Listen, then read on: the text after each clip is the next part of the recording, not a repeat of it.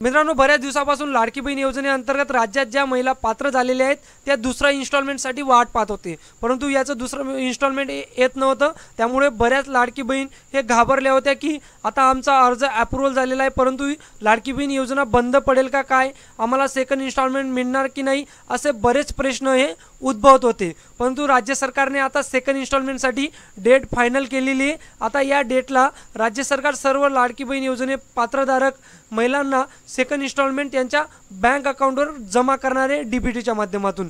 चला तर जाणून घेऊया की कधीही लाडकी बहीण योजनेचं सेकंड इन्स्टॉलमेंट हे मिळणार आहे। तोवर जरी चॅनलवर नवीन असाल तर चॅनल सबस्क्राइब करून घ्या मित्रांनो।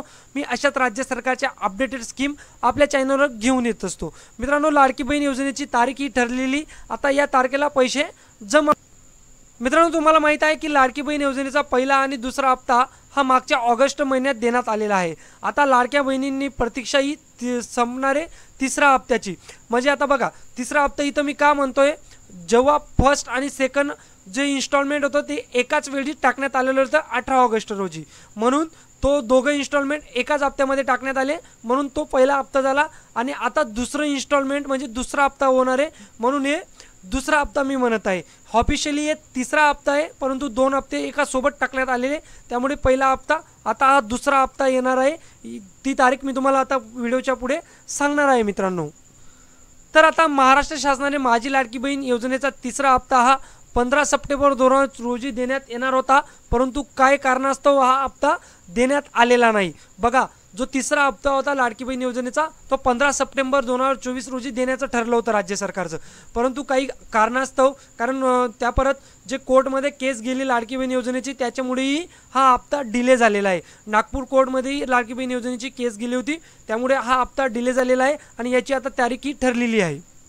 बघा, परंतु आता उपमुख्यमंत्री देवेंद्र फडणवीस यांनी सांगितल्यानुसार हा हप्ता 29 सप्टेंबर रोजी महिलांच्या अकाउंटमध्ये महाडीबीटीच्या माध्यमातून जमा होणार आहे। त्यांच्या खात्यात डायरेक्ट आधार लिंकद्वारे हे पैसे पडणार आहे। बघा, डेट फायनल झालेली, उपमुख्यमंत्री देवेंद्र फडणवीस यांनी सांगितलं आहे 29 सप्टेंबर रोजी जे पात्र महिला असतील त्यांच्या अकाउंटवर हे पैसे पडणार आहेत। आता महिलांनो, कोणाकोणाला हे पैसे मिळणार आहे, तर ज्यांनी 31 ऑगस्टच्या आधी अर्ज केले होते त्यांना 4,500 रुपये भेटणार आहेत।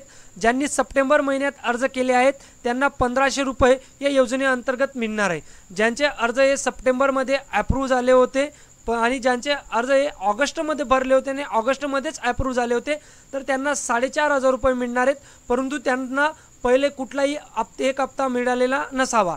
ज्यांना एकही हप्ता मिळालेला नाही त्यांना 4,500 रुपये मिळतील, आणि ज्यांना एक हप्ता मिळालेला आहे त्यांना 1,500 रुपये मिळतील, आणि ज्यांनी सप्टेंबरमध्ये फॉर्म भरलेत त्यांनाही 1,500 रुपये मिळतील।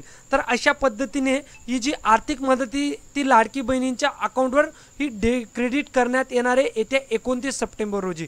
तर ही महत्त्वाची अपडेट लाडकी बहीण योजनेबाबत आलेली आहे मित्रांनो।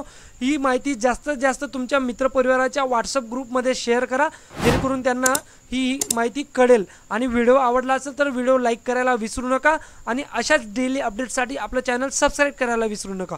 भेटूया पुढच्या व्हिडिओवर, तोवर जय हिंद, जय महाराष्ट्र।